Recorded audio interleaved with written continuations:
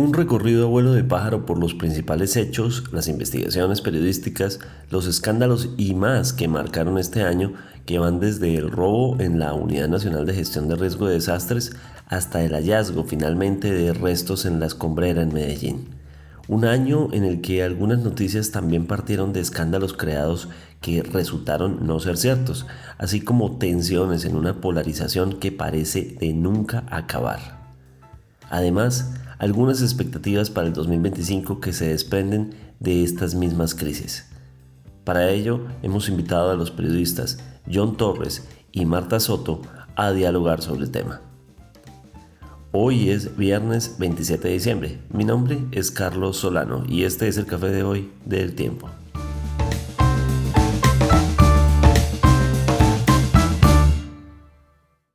El Tiempo es un medio aliado de The Trust Project.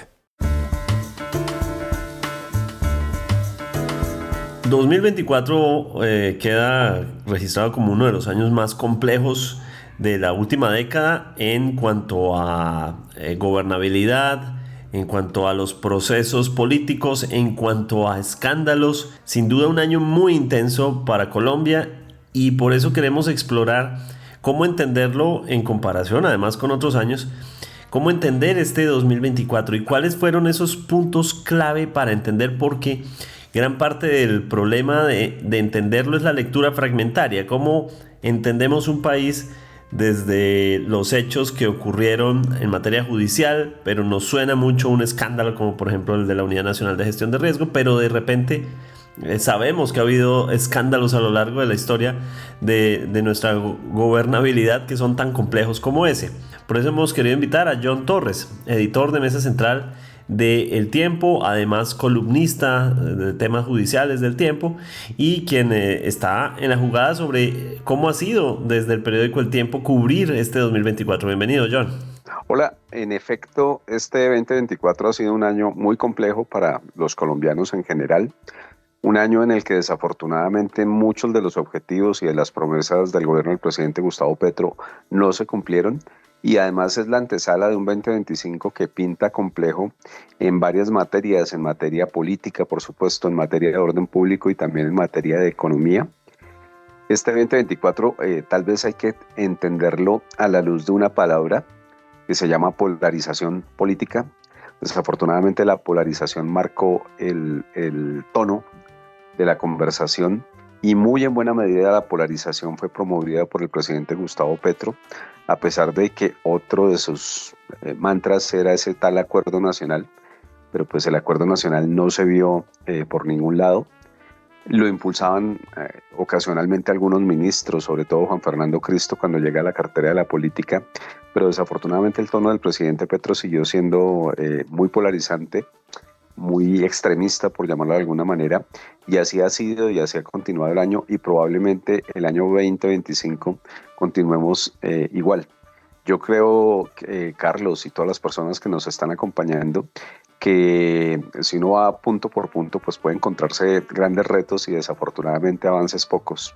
Por ejemplo, en materia de paz total, pues el año termina con todos los ceses del fuego caídos prácticamente, sin mayores avances en las mesas de negociación, con un ELN empoderado que sigue matando soldados y policías en diferentes zonas del país, a pesar de que supuestamente decretó una tregua navideña, con unas disidencias en guerra entre ellas mismas por coca y por oro, generando grandes cantidades de desplazamientos, de muertes, de masacres.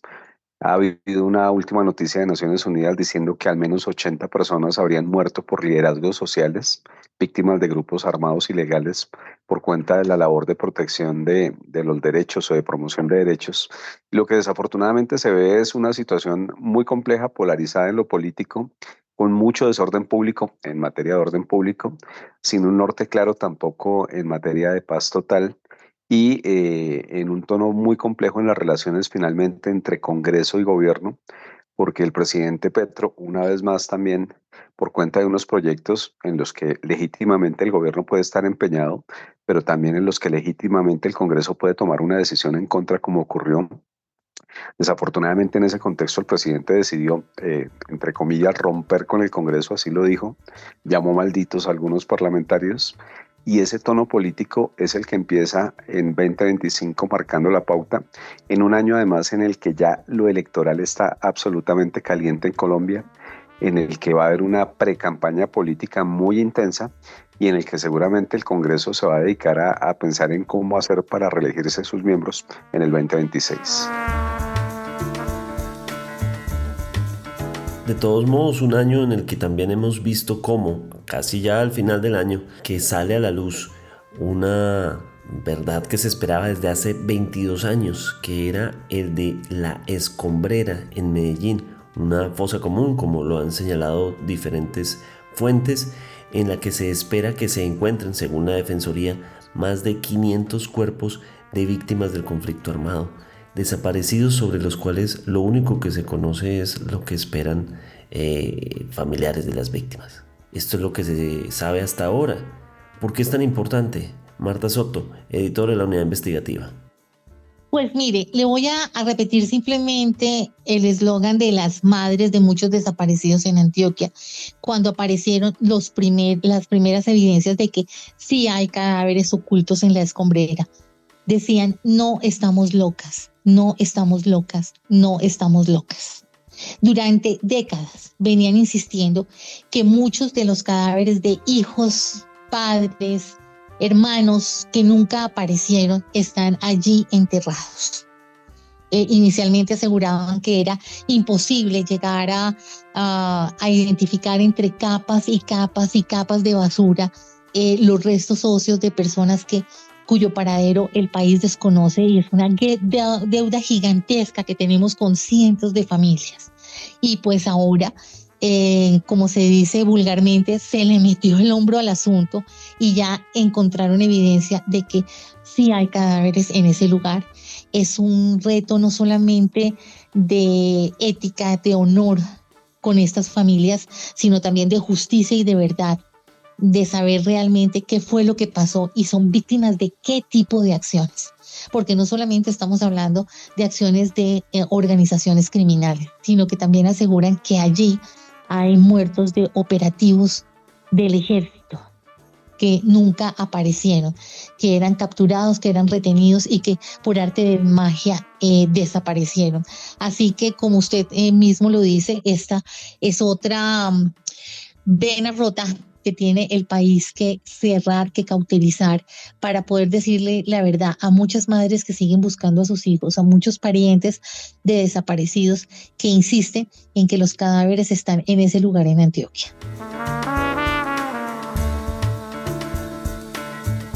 Volvemos con John Torres. Veníamos del balance de la paz total, pero el gobierno del presidente Gustavo Petro, John, ha destacado mucho sus cifras económicas, entre ellas, por ejemplo, la reducción de la inflación y también la reducción del desempleo, entre otras, así como también en temas de ciertas industrias o ciertos sectores económicos, por ejemplo, cómo se ha movido muy bien el sector del turismo, pero a la vez no hemos visto lo mismo con respecto al crecimiento económico, es decir, que va creciendo, pero su crecimiento es mucho menor al que se veía en otros años. ¿Cómo entender el país desde ese panorama económico, John Torres? Pues en materia económica hay unos resultados. Claramente hay un crecimiento en el turismo, pero la comparación que hay es una comparación con otros sectores a la baja, Carlos. Yo no soy tan optimista como lo es el gobierno. El pasado 24 de diciembre el presidente Petro anuncia un aumento del salario mínimo que, si uno lo mirara simplemente por la cifra, uno diría, bueno, es muy bueno, 9.54% de aumento. Pero estos aumentos se hacen sin mirar el contexto, el gran impacto que puede tener, por ejemplo, en las microempresas, el aumento del salario mínimo, porque este salario mínimo no es solamente el porcentaje que aumenta, sino todos los parafiscales. Eso puede golpear fuertemente la generación de empleo. Y cuando uno mira los logros económicos, la inflación está controlada, pero la inflación se controló en buena medida, y lo dicen todos los analistas, por cuenta de las políticas del Banco de la República, no del gobierno. Es probable que la reactivación para el próximo año, que ya se empezaba a sentir, pueda terminar golpeada por el aumento del mínimo que está muy por encima de la inflación. Y aunque eso suena bien para la gente que recibe el salario mínimo, hay que recordar también que muchos de los aumentos están amarrados también a este aumento del mínimo y que además muy buena parte, tal vez la mayoría de la población en Colombia ni siquiera tiene un salario mínimo porque no está formalizada y tiene que pagar los aumentos que llegan con el mínimo. Allá esto tiene tanto de largo como de ancho, pero hay que mirar muy bien las cosas. El gobierno presentó, y eso es otra parte que tiene que ver con lo político, pero por supuesto con lo económico, el gobierno presenta un presupuesto para el 2025 por 523 billones de pesos, un presupuesto desfinanciado que el Congreso, en una legítima decisión, le niega. Y en ese orden de ideas, pues el gobierno va a tener que apretarse aún más en 2025 por cuenta de que tal vez no hizo bien las cuentas. Ya le pasó este año. Estamos cerrando el año con noticias de muchas entidades públicas que no les están pagando a sus contratistas, que tienen problemas de caja muy enormes. Y lo que estamos viendo también es un gobierno que no hizo bien las cuentas, que para este mismo 2024 no hizo bien las cuentas, hizo un presupuesto inflado, desfinanciado, ha tenido que hacer recortes. Estamos viendo entidades públicas que están pasando a fugias para completar el año, pero paradójicamente también estamos viendo un gobierno que no ejecuta y que tiene guardados en los bancos y en las fiducias billonarios presupuestos porque la ejecución es muy mala, es cero en algunos casos. En el caso del Ministerio de la Igualdad, por ejemplo, en la ejecución del presupuesto llegó al 3%, 4% durante muy buena parte del año y eso no se justifica pues habiendo tantas necesidades en el país. La gestión económica es relativa. Tuvimos un ministro de Hacienda además que se cayó por el escándalo de la ONGRD, que usted ha mencionado ya aquí también. Y en ese orden de ideas, pues las expectativas son grandes y sobre todo puede haber mucha incertidumbre. Acabamos el año con un dólar también carísimo, altísimo. Eso no es una buena noticia para el país. Y lo que estamos pendientes de ver el año entrante es que se concreten muchas cosas, pero el panorama puede que no sea tan positivo porque la reactivación de la industria y del comercio que se estaba viendo puede verse afectada por el aumento del mínimo, como ya lo decíamos, y también hay mucha expectativa por el futuro de la principal caja que tiene el país, que se llama Ecopetrol, y que no está viviendo tampoco sus mejores momentos, y que tiene un presidente rodeado de escándalos muy cercano al presidente Petro. En ese orden de ideas, yo también creo que en el plano económico las incertidumbres son muy fuertes todavía y muchos de los triunfos que canta el gobierno, pues la verdad no se han concretado o corresponden en muy buena medida a acciones y políticas no ejecutadas por el Ejecutivo, sino por entidades independientes como el Banco de la República.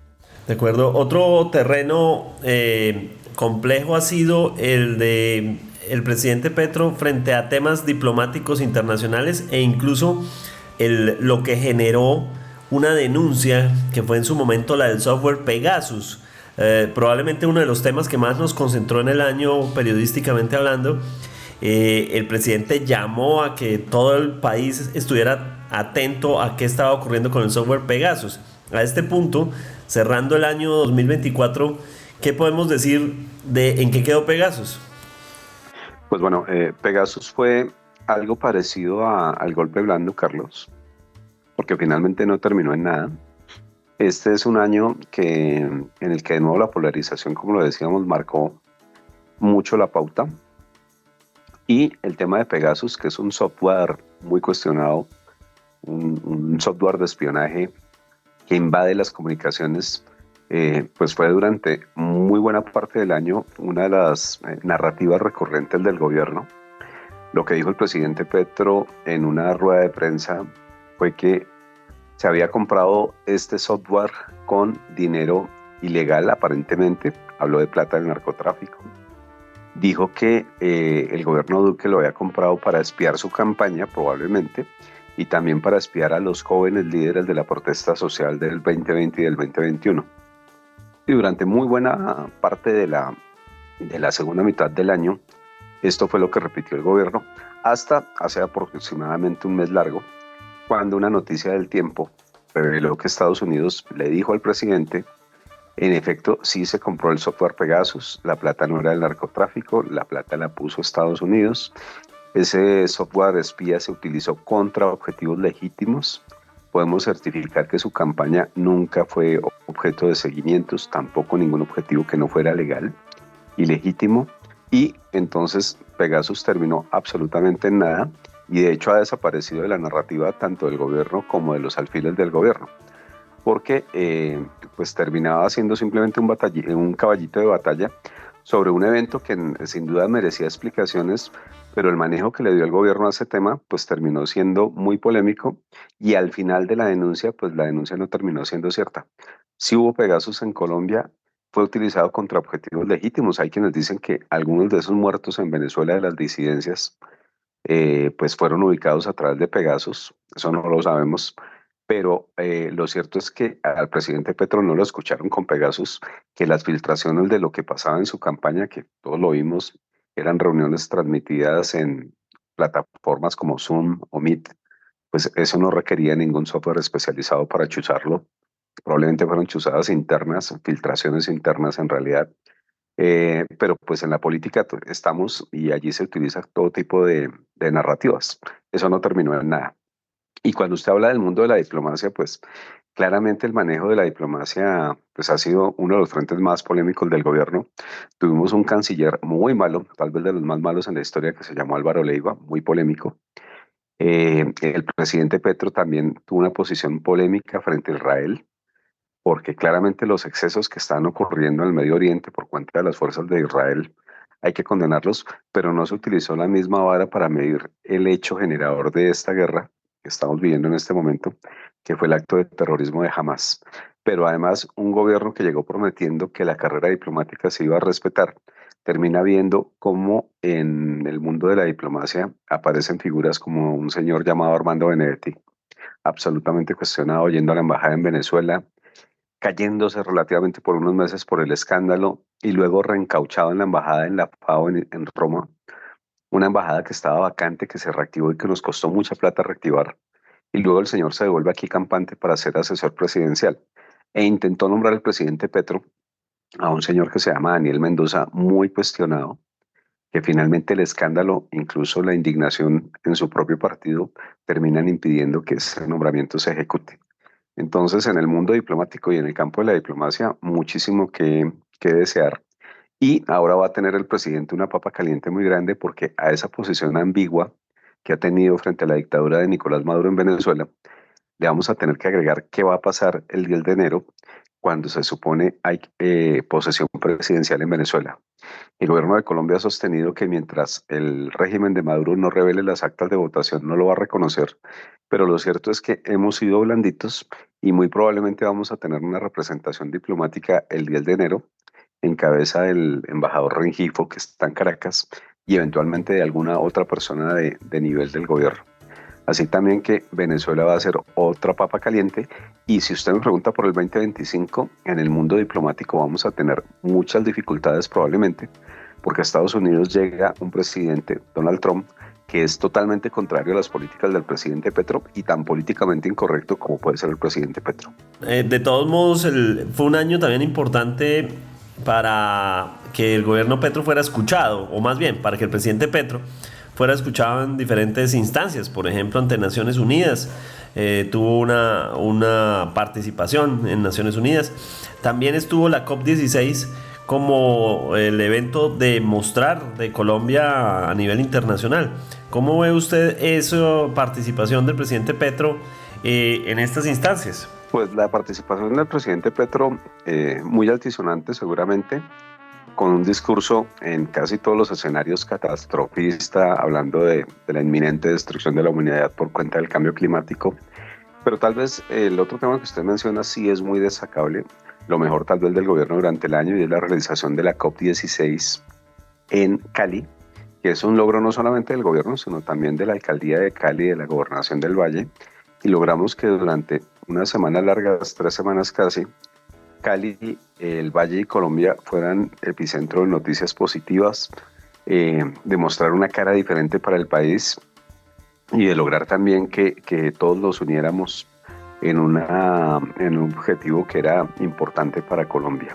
La COP sin duda logró revitalizar lo que es la imagen de Cali y del Valle del Cauca y eso es muy positivo. y hay que esperar que ese tipo de propuestas en las que nos unimos finalmente todos, pues sean la nota predominante, pero desafortunadamente eso no tiene mucha cara de que vaya a ocurrir. John, pero por ejemplo, quienes defienden el gobierno del presidente Gustavo Petro han señalado que, por ejemplo, el discurso que se manejaba desde la derecha era que nos íbamos a volver Venezuela. Y algo que han señalado todos los, digamos, influenciadores, las voces que se mueven con el gobierno Petro, han señalado, mire que no es así, mire que no caímos en ese escenario, mire que no se apropió de ninguna empresa, ni se hicieron ese tipo de cosas, que el dólar no llegó a 7,000 pesos. Es decir, hay una mirada a que el país no cayó en un escenario como el que temían más las voces más críticas del gobierno. Pero vea, Carlos, que en realidad tú no escoges un presidente, un país debe escoger un presidente para que estemos mejor que antes, no para evitar que pasen las debacles. Claramente esto no es un asunto de extremos, se equivoca tanto los sectores extremos de la izquierda como los de la derecha, los de la izquierda tratando de acabar con cosas que estaban bien hechas. El sistema de salud es el mejor ejemplo, pero también muchos sectores de la extrema derecha promoviendo que al presidente le vaya mal, porque en realidad cuando a un presidente le va mal y a un gobierno le va mal a todo el país. Eh, si usted me pregunta, o sea, claramente la posibilidad de que esto fuera Venezuela, pues era muy remota. Ese era un discurso extremista que no tenía lugar en la realidad, pero sobre todo no tiene lugar en la realidad porque Colombia tiene instituciones muy fuertes, a diferencia de lo que tenía Venezuela.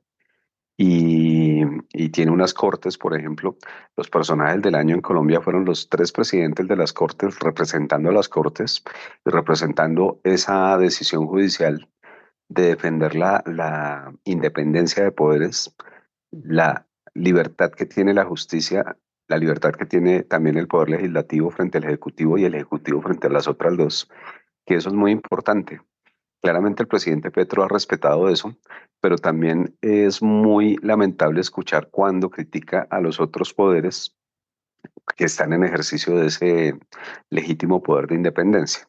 Entonces, cuando usted escucha a un presidente diciéndoles malditos a unos parlamentarios o descalificando decisiones de la Corte Suprema, y más que de la Corte Suprema, de la Corte Constitucional y del Consejo de Estado, que no le gustan las decisiones o no le convienen a su gobierno, cuando usted ve a un gobierno convocando a la calle para que proteste frente al Palacio de Justicia, como ocurrió en febrero de este año, para tratar de presionar la elección de fiscal, pues ahí hay unas señales que son preocupantes, pero sin duda lo importante de esto y el gran mensaje que hay aquí es que hay unas instituciones muy fuertes en Colombia que no solamente en este gobierno, en otros también han atajado las pretensiones presidenciales.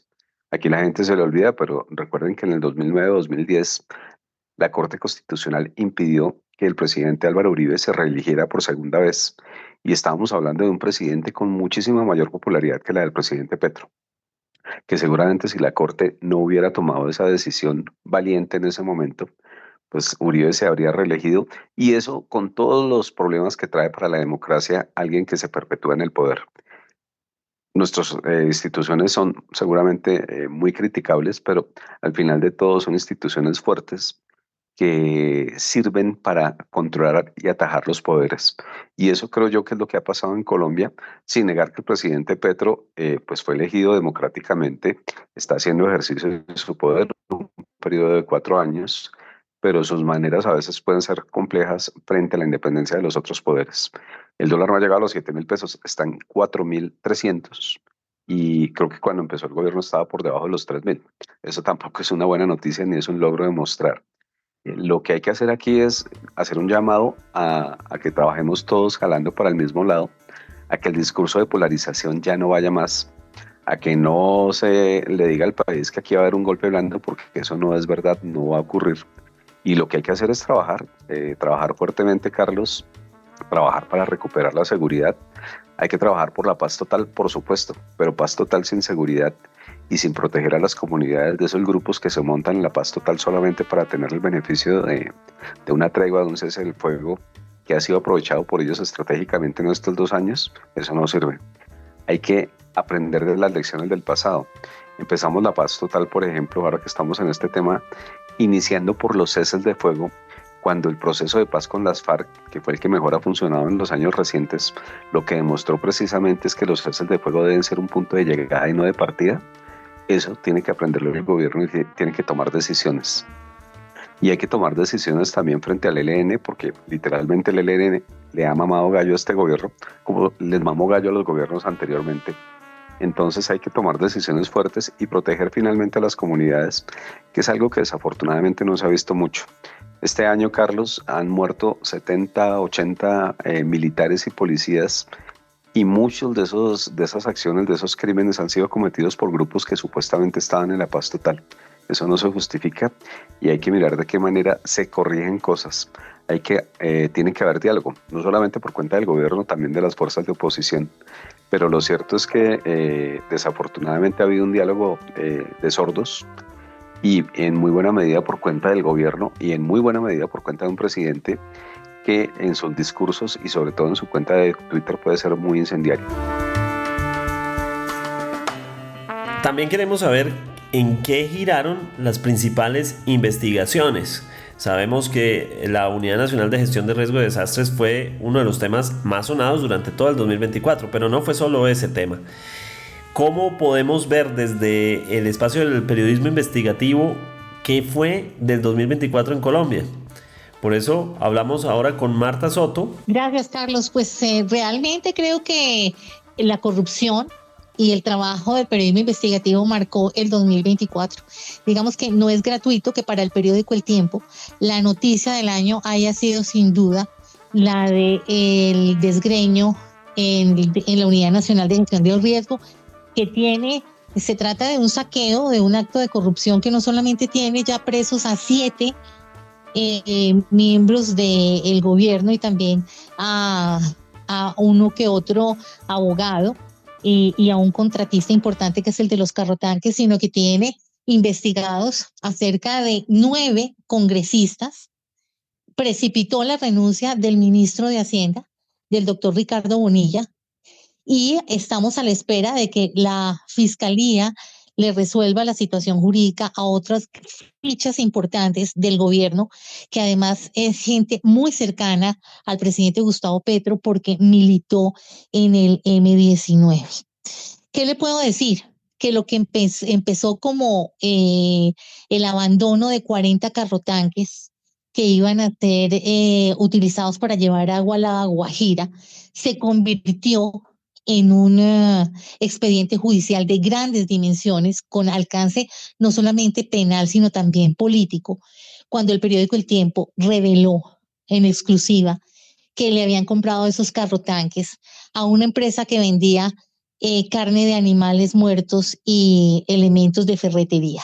Ese modelo corrupto se empezó a encontrar en la contratación de maquinaria amarilla, de las ollas comunitarias, de una cantidad de elementos que supuestamente tenían que ir para la gente más pobre, para aliviar los golpes, los coletazos de los desastres naturales, y se convirtió en una chequera sin fondo que nadie estaba vigilando, y que el propio presidente, acuérdese usted, en el preámbulo del discurso del 20 de julio, que salió a pedir perdón por el tema de la Unidad Nacional de Gestión del Riesgo y admitir que esta investigación apenas está comenzando. De acuerdo, Marta. Pero de todos modos, no fue solo la Unidad Nacional de Gestión de Riesgo de Desastres. También hubo otros temas sobre los que giró el periodismo investigativo. Por ejemplo, ¿qué ocurrió con el tema de Urrá? Este tema, a diferencia de la Unidad Nacional de Gestión del Riesgo, que lo puso en evidencia el periodismo investigativo, en el caso de Urrá fue el propio gobierno.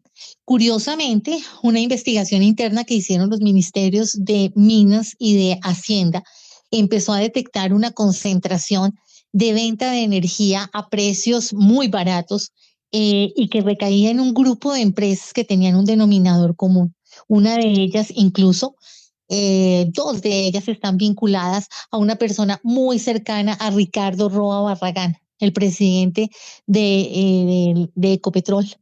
que ha estado también en el ojo del huracán en varios episodios, no solamente por la compra de su apartamento, por los negocios de su pareja sentimental, sino que también terminó de alguna manera mencionado en este escándalo. Salieron a decir de inmediato en el gobierno que Urra desde hace mucho tiempo venía vendiendo este tipo de energía barata, que lo que querían era comprarlo, pero resulta que en la compulsa de denuncias que venía haciendo el ministro Ricardo Bonilla, salió a relucir el nombre de una persona muy cercana al presidente Gustavo Petro, que se trata ni más ni menos que de su hijo adoptivo, Nicolás Alcocer. En ese momento se dijo que alguien cercano a él estaba interesado en un mega negocio que se estaba llevando a cabo en Urrá con una empresa china. Es un tema que se está investigando. El presidente dijo que era un simple anónimo, pero el propio presidente Gustavo Petro le dio credibilidad a algunos puntos de ese mismo anónimo. En este momento está siendo sujeto de investigación, pero sin duda alguna fue un tema que marcó la agenda de investigación, no solamente periodística, sino judicial, y que sin duda va a tener sus desenlaces en el 2025.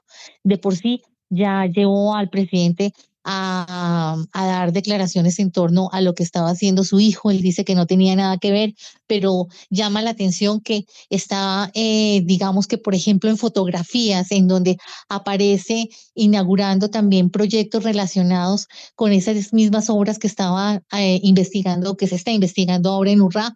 Así que ese es otro tema que usted tiene que agregar a la lista de escándalos que están por aclarar. Y esto nos conecta con el otro caso relacionado con la familia del presidente Petro, la de Nicolás Petro, el hijo mayor del presidente. En el caso de Nicolás Petro Burgos, que acuérdese que se estalló en el 2023, tuvo su desarrollo ahora en el 2024 porque ya está en etapa de juicio, un juicio que está bastante accidentado.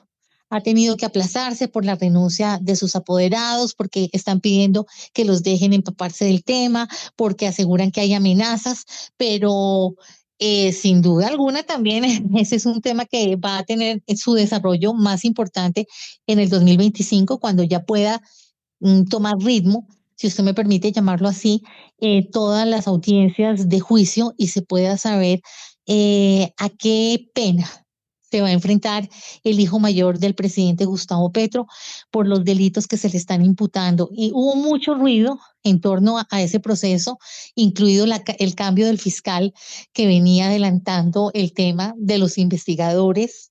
Y con ese telón de fondo, pues ya estamos a puertas de una decisión judicial, si es que puede coger ritmo el juicio, como le cuento, ha sido varias veces aplazado, pero ya es muy posible que el próximo año, a mediados, tengamos un fallo sobre la conducta del hijo mayor del presidente Gustavo Petro.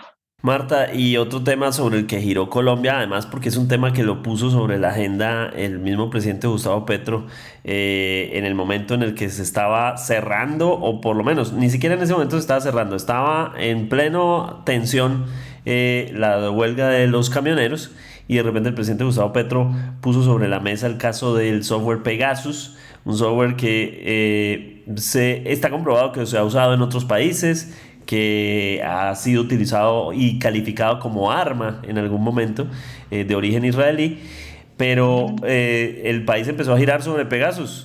¿Qué ha sido de toda esa investigación? ¿Cómo fue la investigación sobre Pegasus y en qué punto estamos? Pues mire, realmente ese tema fue un caballo de batalla importante para el gobierno, específicamente pues para el señor presidente, porque en esa locución que usted está mencionando, que fue la primera semana de septiembre, él fue muy claro en que habían indicios de que su campaña política y su gobierno habían sido víctimas de este software malicioso, de este software espía, que usted recordará, inicialmente era de uso militar. Es un software que ha desarrollado una empresa israelí, con la que además el gobierno de Gustavo Petro rompió relaciones con ese país. Entonces empezó a dar información, además absolutamente creíble. Usted recordará que este tema partió de un informe de un periodista de Israel, donde aseguró que Colombia era uno de los clientes que había comprado, había adquirido ese software malicioso.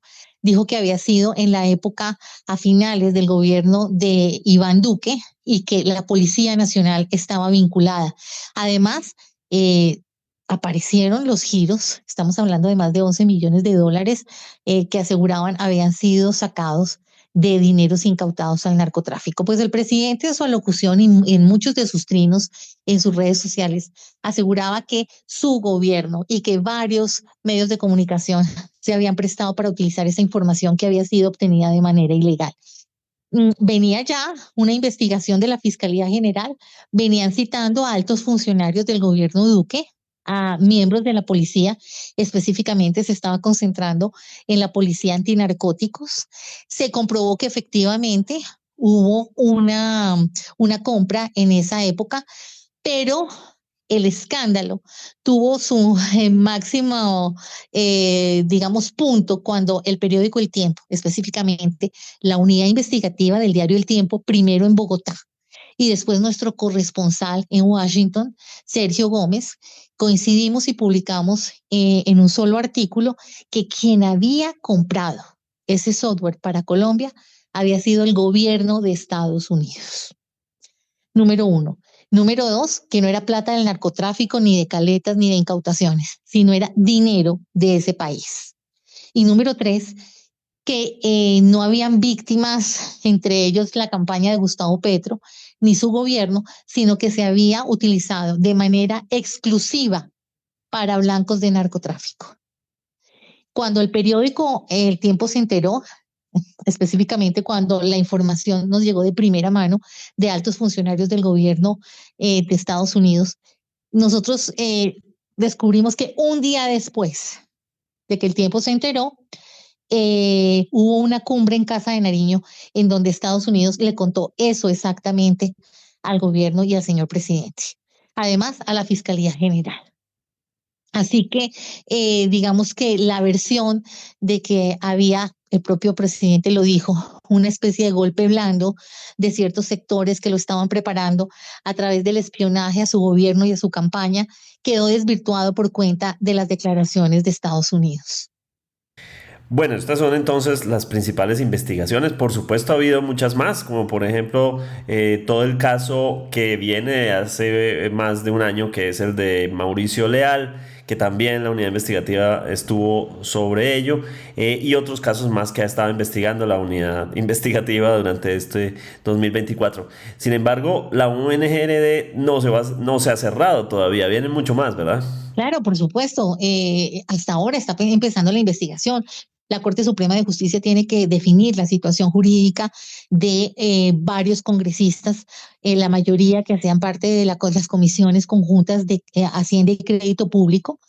La teoría que hay en la investigación es que a cambio de sus votos y de que dieran el guiño y el visto bueno para empréstitos de la nación, ellos obtenían jugosos proyectos, no solamente en la Unidad Nacional de Gestión del Riesgo, sino también en el INVIES.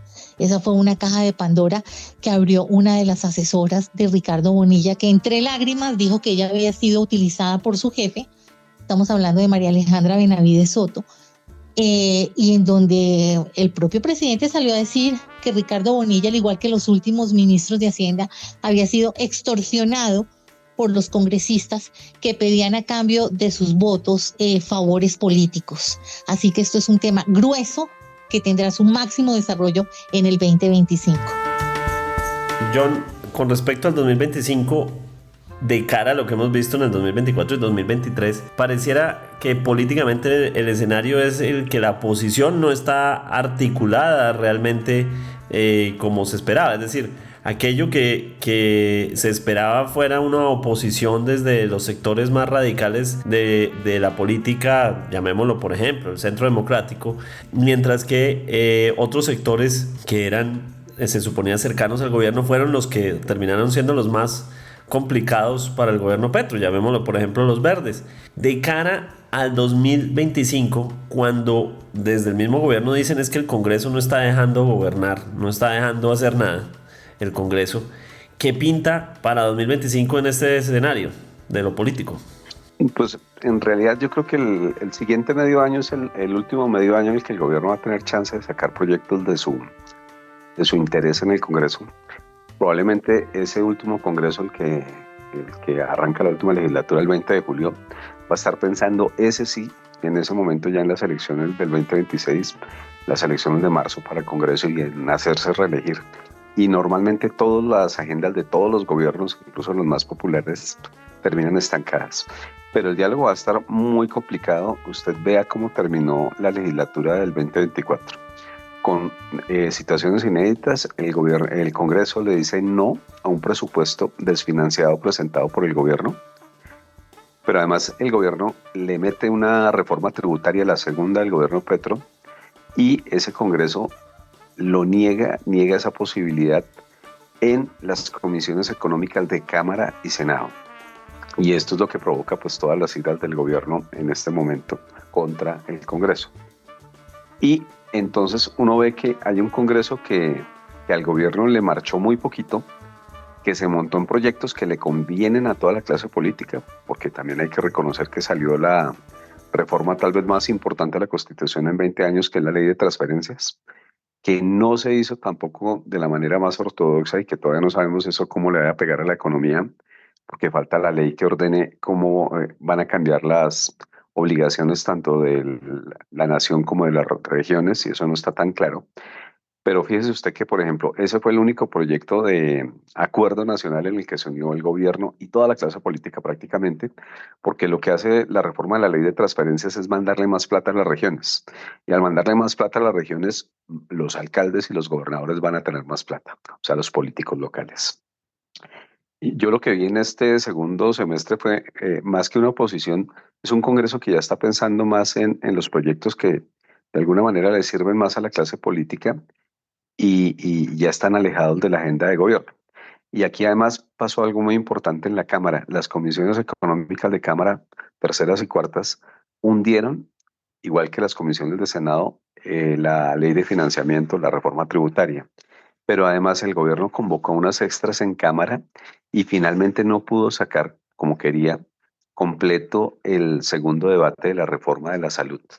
Ahí uno ve como de alguna manera una cierta rebelión en la Cámara, y la Cámara había sido muy dócil con el gobierno en estos 2 años y pico.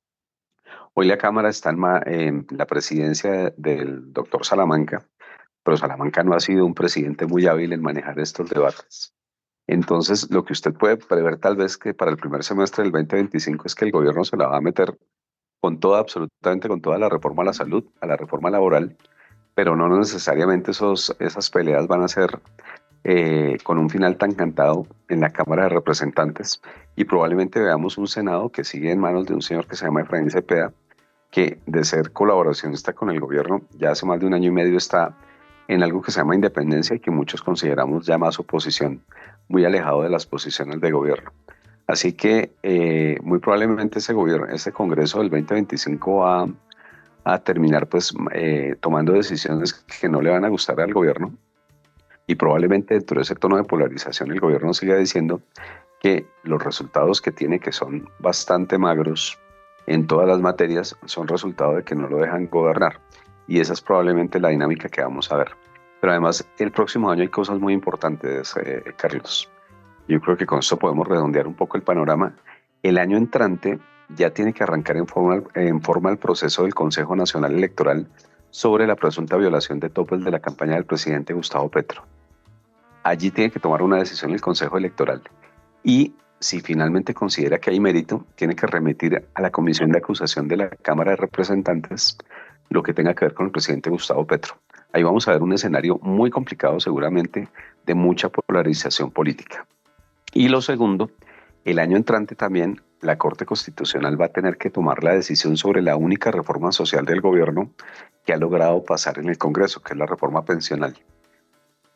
Ya el presidente Petro hace unos meses llamó a la calle, a la gente, a defender la aprobación de esa ley, pero esa ley tiene dificultades.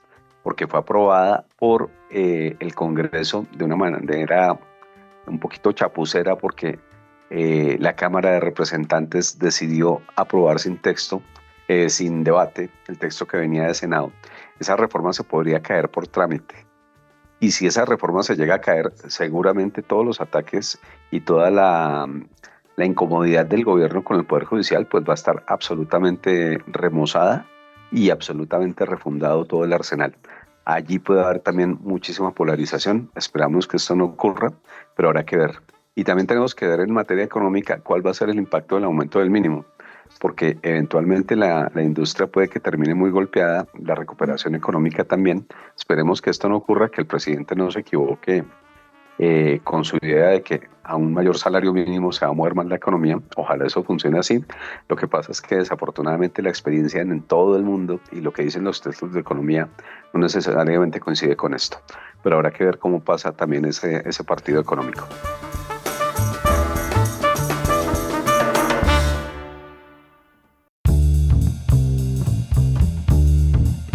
Este es nuestro último episodio del 2024. Esperen nuestra próxima emisión el 2 de enero, donde tendremos un episodio dedicado a las expectativas 2025, algunas de las que hemos hablado hoy y otras en otros sectores, en la economía, en noticias internacionales y mucho más. Gracias por acompañarnos en el café de hoy. Suscríbase en todas las plataformas de podcast y en el canal de YouTube de El Tiempo. Nos encuentra también en Instagram y en X como @podcasteltiempo. Además, si quiere recibir a través de WhatsApp la notificación de cada nuevo episodio, siga el enlace que se encuentra en la descripción o envíenos un mensaje con la palabra suscripción al teléfono 320-300-5327 y haga parte de la comunidad del café de hoy. Este episodio fue producido por Juan Alejandro Motato. Mi nombre es Carlos Solano. Les deseamos un feliz cierre de 2024.